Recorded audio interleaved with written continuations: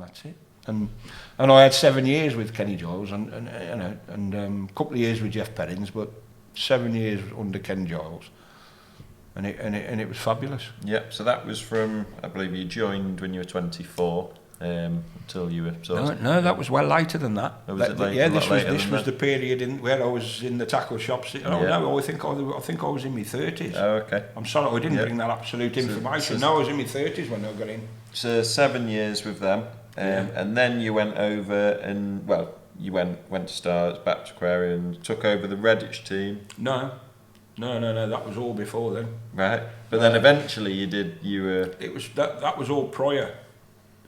No, I had a year out of team fishing altogether. Yeah. And then finally, Kevin Tipton was the cap. You know Kevin Tipton? I've heard of him. Yeah, from the Black Country, Kevin. Yeah, still great bream angler, Kevin. He was a good all-rounder, Kevin. Tends to fish Barston and Earlswood and Bream waters now, Kevin. He was the captain of Wolverhampton match group. And I don't mean to be rude to the lads, but it was a big climb down for me. It was more somewhere to go. I like Kevin as well, personally. And I had a year with Kevin. I had a season with Kevin. And then Neil Russell was the captain of Tipton Match Group. And they were going places. They was like, knocking the door against Starlet and Shakespeare. And he had a good squad coming up, and I went with Neil for a couple of seasons. We fell out in the end, me and Neil, probably very much alike, very, the pair of us, we still talk on Facebook now. He's packed in fishing, he lives in Manchester, but yeah, he had a good team. There was me, Joe Brennan, I think Gary Farmer, and Scott Jeans. Yeah. Scott Jeans come as a very young man, turned into a great angler, Scott Jeans. There were some good anglers in there, good anglers. And after that, I decided team fishing wasn't for me anymore. Yeah. And if you're interested, I can tell you why. When I joined Shakespeare, and we had to do everything as a team. We had to go on canals, rivers, lakes, everything. We didn't have two separate teams. Later on we had two separate teams, but not in the early stages. And one thing what we never had with the Shakespeare team, we never had an inquest. You didn't pick at a man individually, like what happened to that? Was you facing the right way? All that, all the banter, didn't you? Yeah. Did you leave your bait on? Yeah. You didn't have none of that because you were so good, or you thought you were so good. You didn't interrogate anybody.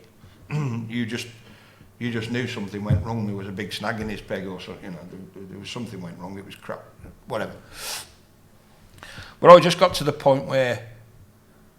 And what I discovered as well with team fishing is, and Ken Giles actually said something to me which was very interesting. He said, Paul, I can barely remember where I ever had 12 men all working on the same, all firing on the same cylinders at the same time.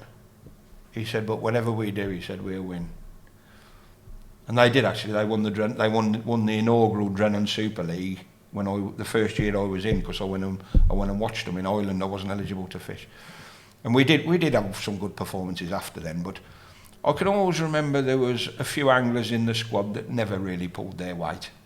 There was always a bloody excuse. I mean, there was some bloke got married the week before the Angling Times Winter League final. You don't do that, do you? You get married after the Winter League. Who would pick their wedding day the week with? And that was how serious my match fishing was to me. Yeah. And I can't handle fishing with people that ain't got the same attitude and effort as me.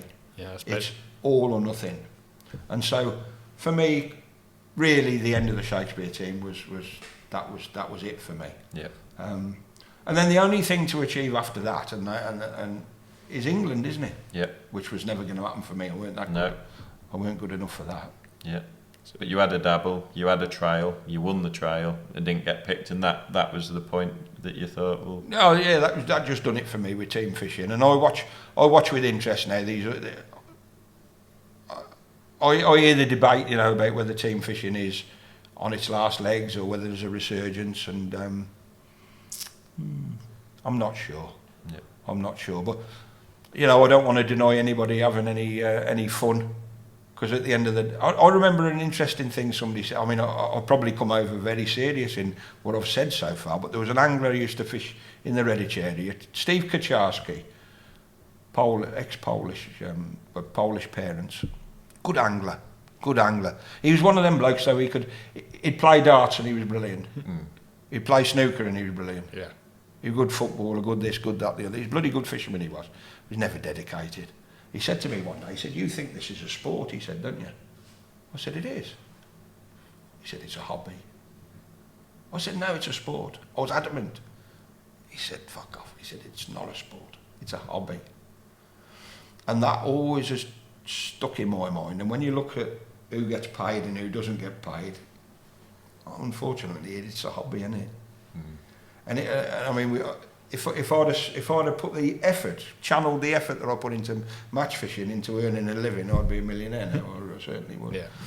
But so that's why I say to young people is, and I remember I said it to Stuart Pulser, good angler Stuart Pulser, and I said, "Stuart, you ain't never going to earn a living from fishing. Take on that electrical company from your boss," and he did, and now he's a wealthy fella now, good fisherman as well. So, you know, you got to balance your earning capabilities, your own life with it. But I still think it was wrong to get married the week before the Winter League final. Yeah, right. We'll round the team fishing side of things up. We're going to move on to the commercial side of things. Yeah. So when you moved on to commercial fisheries, and obviously, mainly, I think you're known widely as the bread man. So It might be an unfortunate tag. I reckon I got a lot more. yeah, you've got a lot more in your locker, but it's something. Obviously, you've gained a reputation with your bread fishing. And sticking bread's best all over Facebook. Yeah, so At every occasion, it's probably. Round up your the commercial side of things and how bread and bread shallow happened and began for you. Yeah.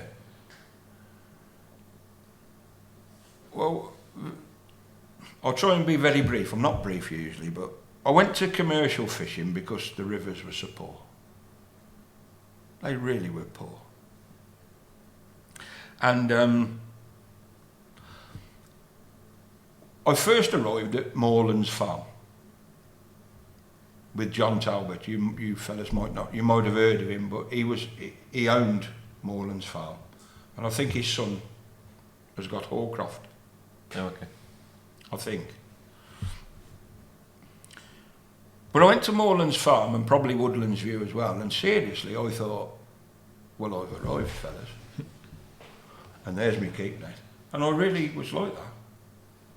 I thought, and you know, I was shotting up the side. I'd got drop shots and this, and I was laying on the bottom. And, Thinking you could approach it as you approached rivers. oh, I thought it was a piece of absolute cake. Yeah. I thought, this is me. And I'll tell you what, after 2 years I spent at it, this is how stubborn I was. I hold my hand up. There was a bloke called Talbot, Mal Talbot was it? He used to fish for Trentman, and he used to take his wife and Moreland's farm, and we used to fish. So this is how it went. I was embarrassed. I was really embarrassing myself because I was quite a reputable angler, river-wise. And it was after Matchman of the Year and all that business. So, and I mean, people must have been sniggering a little bit behind the backs. They must have been. I would snigger at somebody that looked like a complete novice that thought he was good, because that's how I must have been coming across. So what you used to get at Moreland's farm was you get Saturday morning, in the summer, Saturday morning, Saturday afternoon, Sunday morning, Sunday afternoon, it was on and on. And I used to pole up, you know, fish 4 matches a weekend. I won an odd section, don't get me wrong, you know, I wasn't totally inept at catching a fish, you know, but I weren't getting any rewards at all. And I'll talk about this wave of depression, what you can get in angling. I mean, I can't be alone in this. I know some people actually do actually seek help, don't they? Yeah. Sports therapists and, you know. I just kick the dog or something like that, you know. Oh, maybe. So I can remember this. I threw the tackle in, and it was Sunday dinner time. Now John Talbot's wife used to do Sunday roasts, anything in it to make a few bob, and it was quite a sociable thing.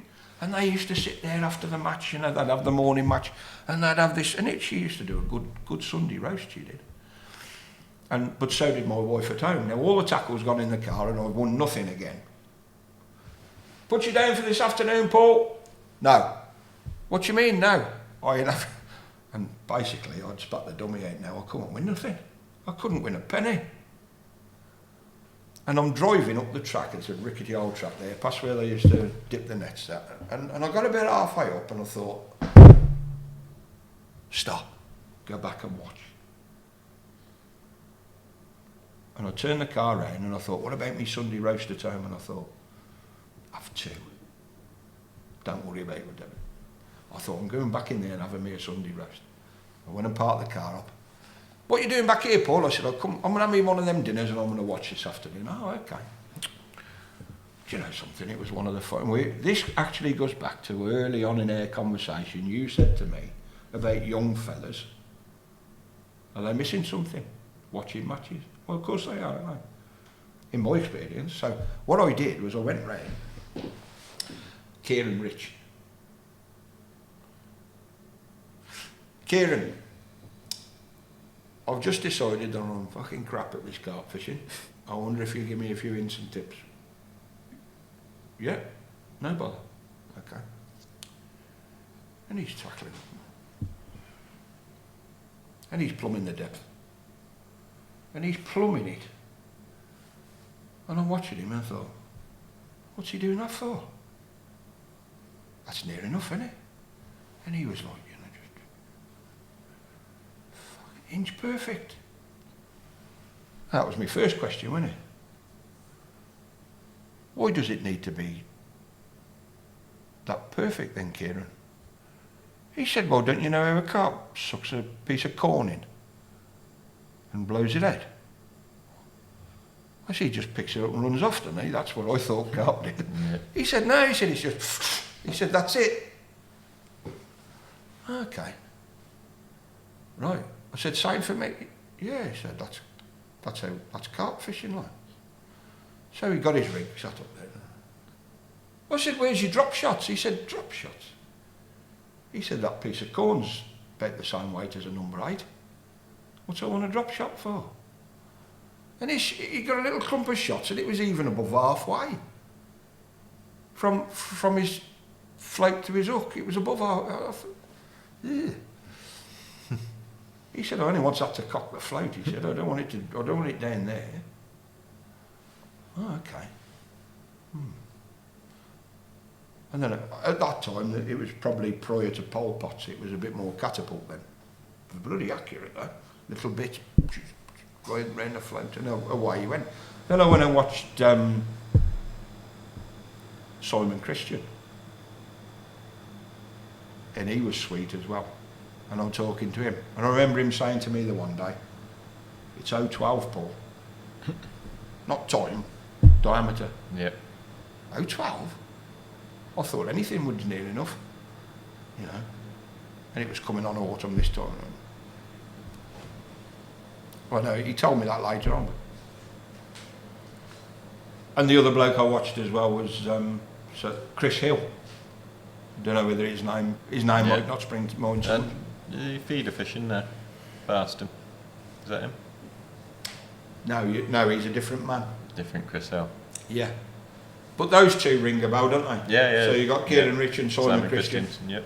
Certainly very, very good carp anglers. And in the infancy of commercials. So anyway, we had a pole at the time called a Quadra, and I still got 2 of them. And it had a flat butt, 14 metres, and I used to fit. Well, it was allegedly 14, it weren't. But I used to sit with that thing under my backside and fish with corn. And finally, I won a thing called the Jack Purchase. I don't know, it was invitation match or something with £57 a carp. And what you used to do at Morelands was you would watch through the Christmas period. It always went to maggots. People dismissed corn. Pellets was not really used a great deal. So meat was gone for the winter, although there's a trend back to hair rigging it now, isn't there, in the winter, in the depths of winter. And corn, well, corn took a back seat until, and what you was looking for was the first day when I'd accept probably a loose grain of corn. And this actually falls in with what I'll tell you about bread fishing in a minute. But anyway, I won the Jack Purchase match, and it was a holiday for 2 in Ireland, and I took the wife, and she paid extra, and her mum come. Great fun.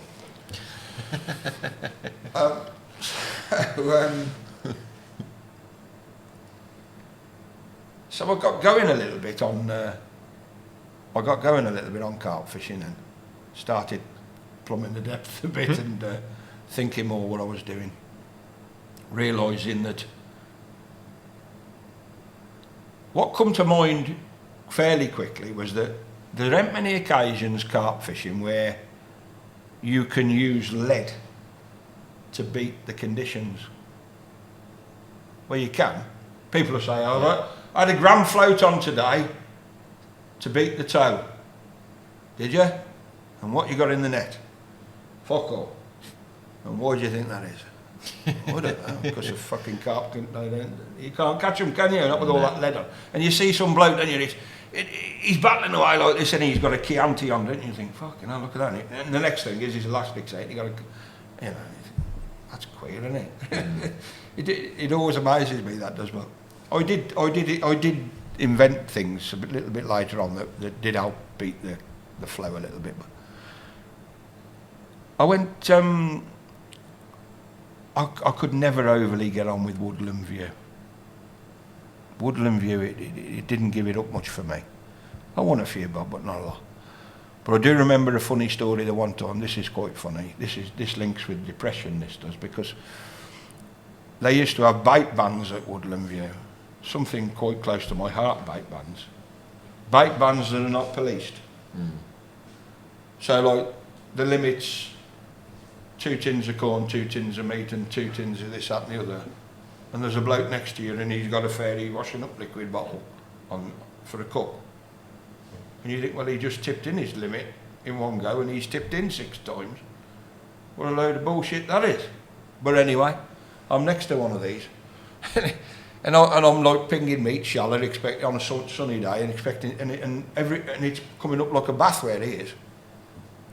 And he beat me by £100 plays 27, I think it was, and off up the bank, and I could feel this grey depression come on me, and I went up and down the bank and jumped in the car and drove home. And it's about 18 miles from Woodland View. Yeah. And I looked over the shoulder to reverse on the drive, and I hadn't got any kit in the back. I'd left it all on the back. Fucking shit, I wonder if it's still there. And I drove all the way back. I thought, shall I phone? I hadn't, bear in mind, I'm Mr. Mobile. Yeah. Shot all the way back to Woodland View, and Mike Mason had put it in his garage. That was the depression, the depression. Yeah. And anyway, Pete Royce said to me, you want to come to Tunnel Barn Farm? He said, it's a great payout. He said, they don't know what they're doing. They don't pay loads of sections. He said, you'll win 100 quid, there's only 20 odd there. No sections, only pays top 3, top 4. He said, every time you win, you'll fill your pocket up with some money. And it's good fishing. Yeah, so it was a top heavy payout rather than spreading it all over the place. Yeah. Which is great for people that want to win matches. He was young and new to the game, He'd been a few years, but he was a bit... Yeah, fair play.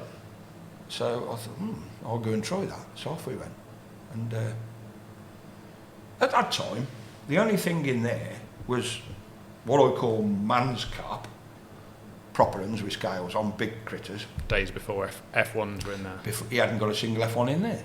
And there was, in the extension pool, there was loads of them carrots, golden horse. Yeah. Beautiful, swimming up and down the far bank, you could see them sometimes. There were a few bream. There was an odd tench. And I used to feed corn and, I used to feed that petit pois, is it corn and, you could get a tin of corn and peas mixed together. And it was cheap and I used to feed that. And every now and then I think I'll put a pea on the hook and you catch a tench, you know. Every time you put a pea on. You could guarantee it, Newell. Yeah. Yeah. Well, I never had any success with peas since. But at that time there was the house pond at the back of the draw, the extension, the bottom lake, Yeah. and is it the top pool? I don't, yes, The the top- bottom, yeah, top. the top pool. Not high, yeah, top. Top. So the club lake, Jenny's, and the high, and canal wasn't even dug. Weren't even there, just a field. Yeah. So it was big carp and you could do anything you like. No bans whatsoever. Floating bread. What fun that was. That was fun, that one. Because you could, you see the weights weren't so colossal really. You know, I had the record, the 3-hour night record at one time, which was £99 something. Yeah. On corn and cat meat. Wonderful cat meat. Isn't it lovely? Isn't it great when an angler goes, I can't fish with that? And you think, fucking good, I'm glad you can't. Hey? What are you? A girl or something? You can't fish with cat It's meat? a bit gooey. Oh, it's a bit nasty, isn't it? But, you know, it ain't no worse than cutting up dendrobinas, is it? No. What's worse than that than eating your sandwich? So, cat food was great. Corn, you could rattle corn in, but it weren't to feed them, that was to send them down. Yeah. The noise, falling through the water. Okay, you caught on corn sometimes, but when they was on cat food, oh, it was great. And bread was fantastic, because when you was round the back of House Pond, up them little narrow canals and that, you could see the big carp gobbing off the top and that, and sometimes you could go from nowhere in the match. You could get your long pole out and a bit of line, and you could pitch a bit of crust out and bosh, you ready to go, and you get one £14, and you went from nowhere in the match to somewhere. It was great fun. Until somebody spoiled it, they fired in two bags of floating dog biscuits one day and spoiled it, and it got banned. But the first problem I encountered with, I wasn't banned myself, but I think I'd like to put it more as shown a yellow card. He asked me to not come for a little while because I was getting on his tits, which I think it's quite amusing really, but I think what happened was he stocked it full of these F1s. Yep. I think he dug another funny story as well, he did say to me, he dug the canal. He said, what do you think then? And I said, it'd make a wonderful go-kart track. And he said, do you think so? Serious? Do you think I'll get permission? Seriously? I said, yeah, but it wouldn't go very well with them fishing on the extension, would it? But anyway, it turned quite well, and it turned into a nice pool in the end. Fair play, you know, he has got a knack of producing a good-looking pool. Yeah. But anyway, he filled it up with these bloody F1 things, and I say bloody at the time because they was like things you'd win at the fair. And to be fair to Tunnelbound Farm, the F1 fishing's absolutely revolutionised the venue as well. Yeah. Yeah. But for me, it was horrendous.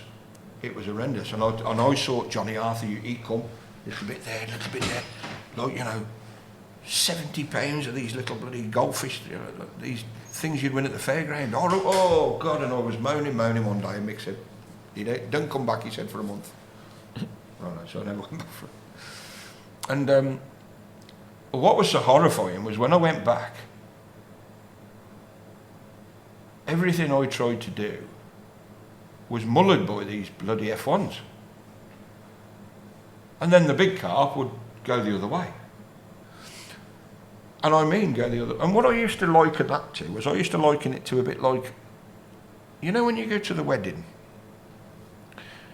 and all the old grannies, they come out, don't they, with all the food.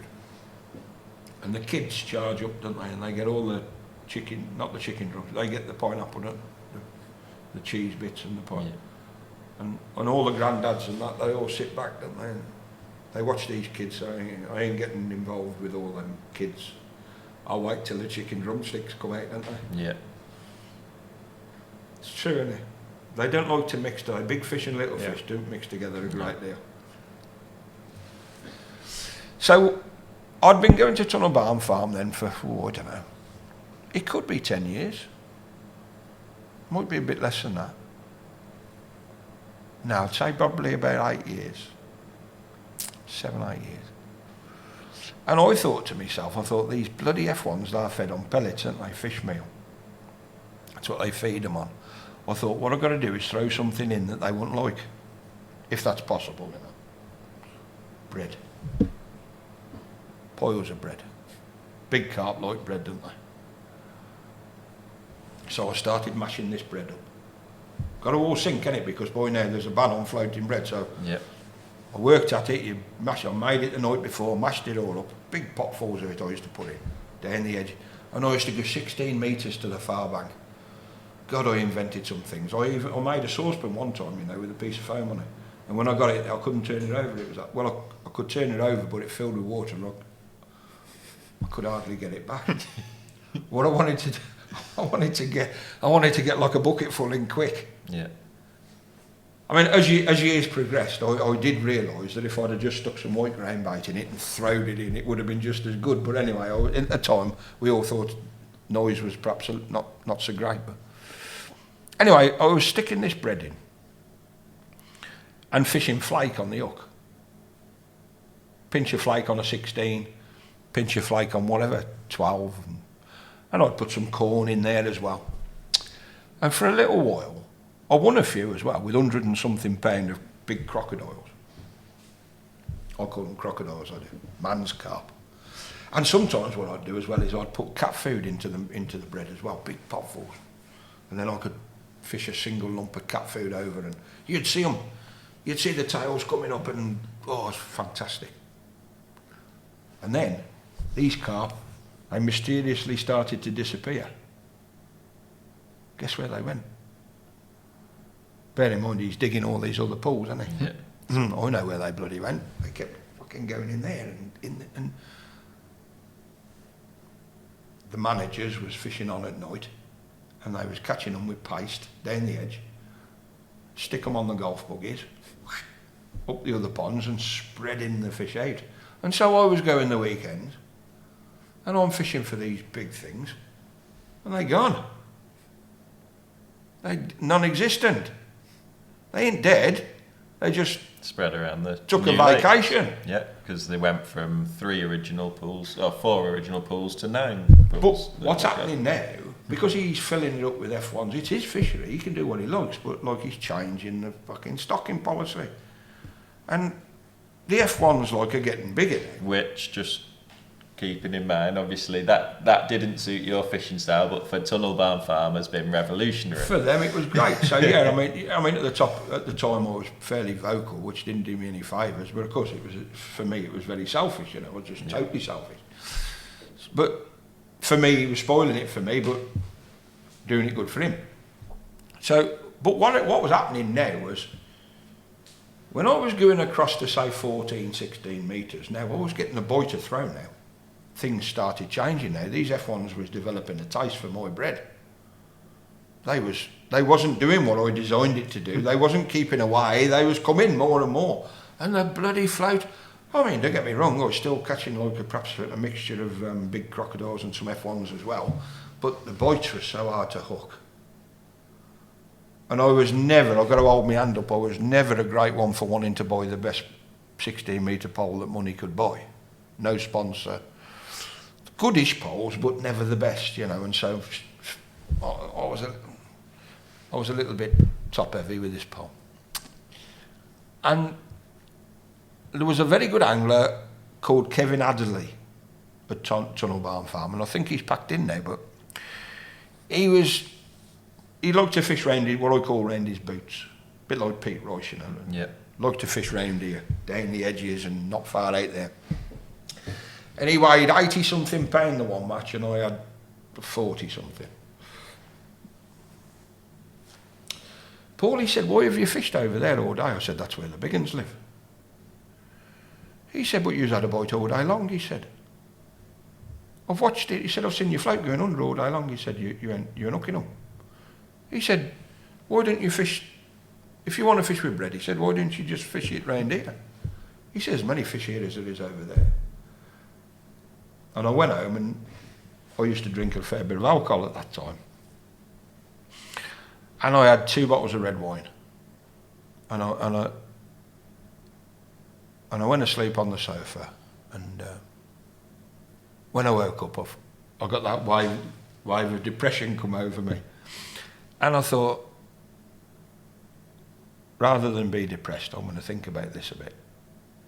I might not have had 2 bottles of red wine, it might have just been the one, because I was able to think. And I went in my tackle room, and I thought, "You Pratt, you're missing a trick here. You are missing a trick, you Pratt.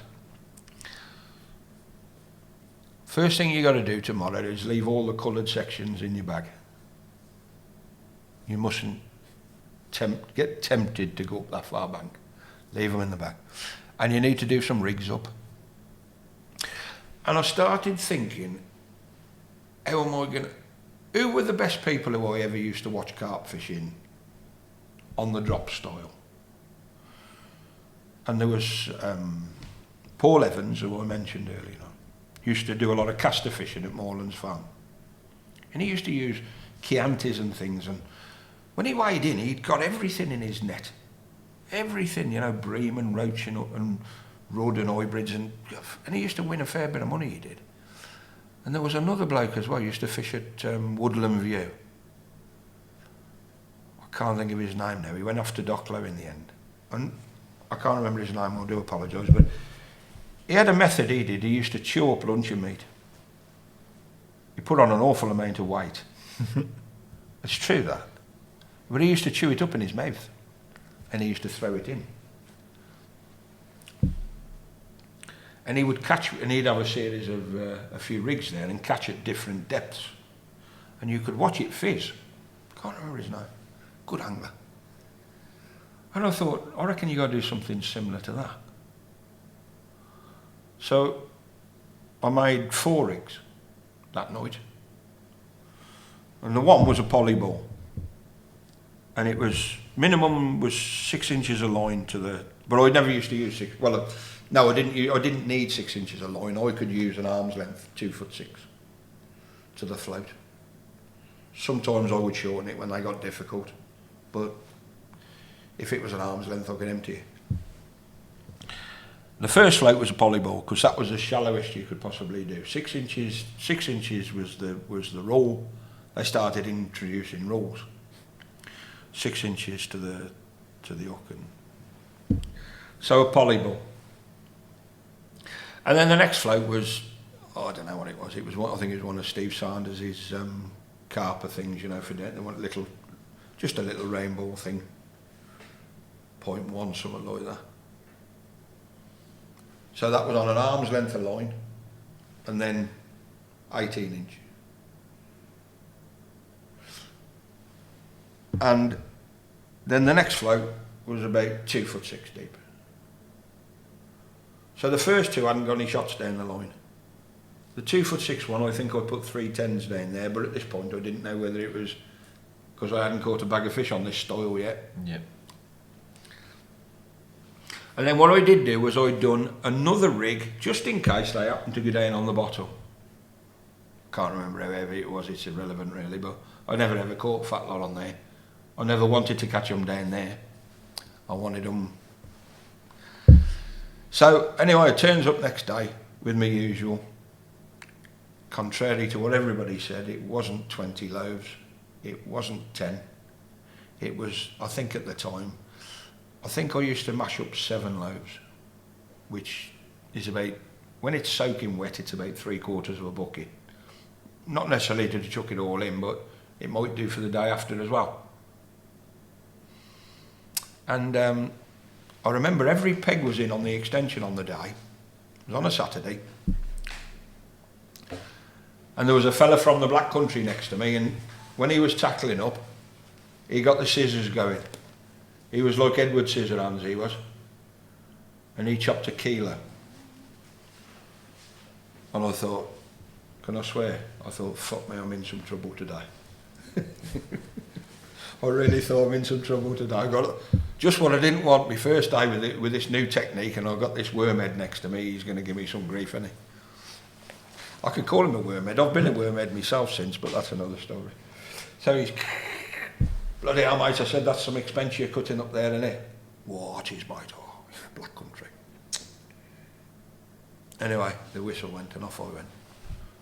And I, at the time, I used to do it out my left hand. And what I did know as well, I knew that you needed water. Move that closer. Don't get too Sorry. You had to have water on your tray. So I used to fill the tray up with water, and then I'd have 3-point dren and bake tub. I used to scoop that in the bread out the bucket, stick it on my tray. So you've got to have a clean hand. And I'd pitch that out. Sloppy bread. I might add a bit of water to it. As the time progressed, I learnt more and more. But in the early days, it started fizzing. Oh, look at that. God, they let you know they're there, right? Well, they did. And I won the match with £146, first time out. And I never picked up any coloured sections, anything. And this bloke here with the worms, bloody hell, he said that was expensive learning for me. He said, you caught all them on bread? Yep. How much did you spend? Oh, I don't know. 7 loaves, £2.80. One for the hook. Made £3. He'd spent 20-something pound on castors and worms. I said, well, carp like bread. I mean, I already knew they liked bread, but it was just that now I could up the bites now. Yeah. So my old adversary at the venue, Pete Caton,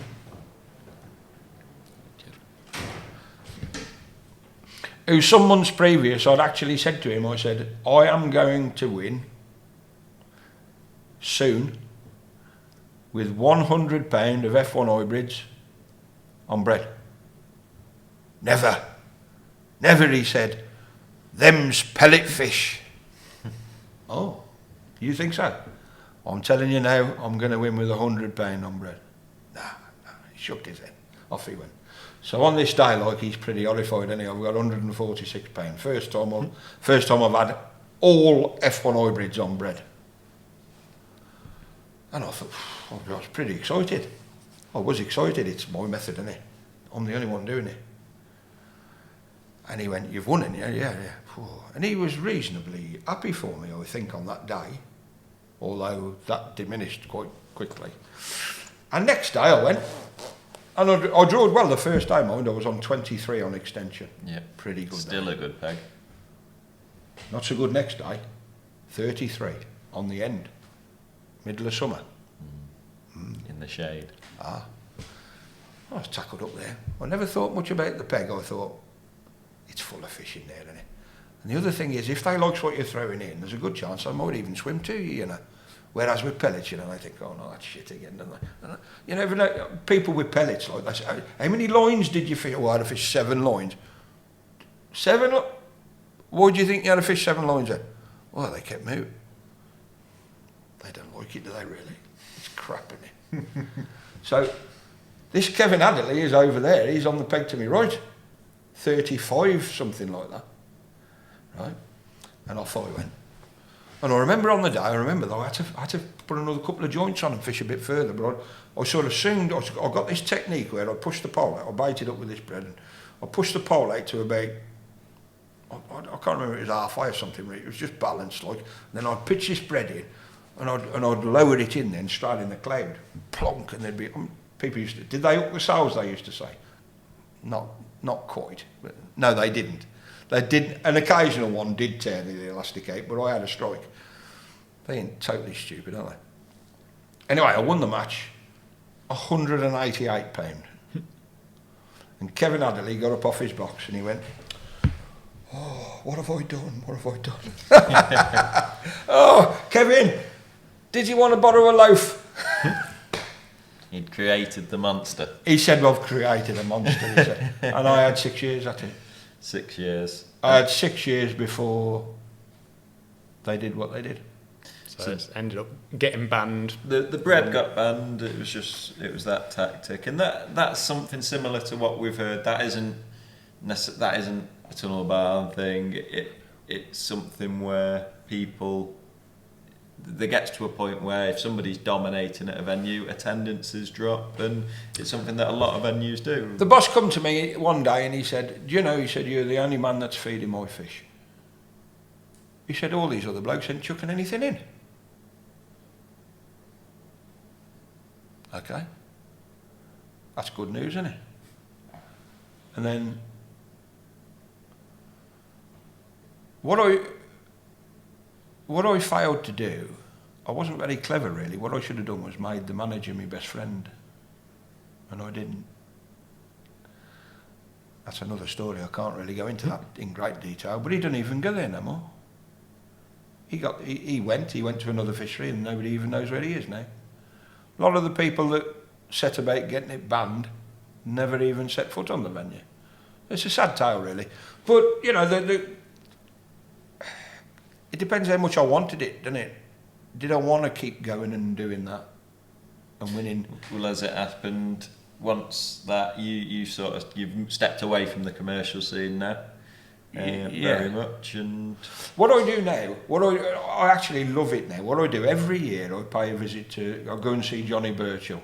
Yeah, at Packington. At Packington, and the other fellas up there, and I relieve them of their money one match a year, and I gives them my money 2 or 3 matches because I don't win every one. But you know, Packington's not quite stuffed with fish the same as Tunnel. Not the same at all, you know. They call it moody Mowlams, don't they? But I like it because we have a bit of banter up there, and I don't dominate at all. But I did win. I won one this year. I won one last year. I got a third as well. But I know when I only want to go and do bread fishing. I don't want to go and do anything else. I ain't interested in becoming a carp specialist again. You know, I'm predominantly river fishing and lakes. Yeah. And but I do enjoy that little flurry. And what's next? We'll sort of round it up with this. Yeah, well, what's really took my attention since my illness and getting some strength back. I love this Bewdley Float Only Festival. Well, series, Wednesday series. 6 matches. I love the format. The payout's good. The crack's good. The fishing can be difficult, but it can be splendid as well. This is me 3rd season. The first season, I was ready to give in.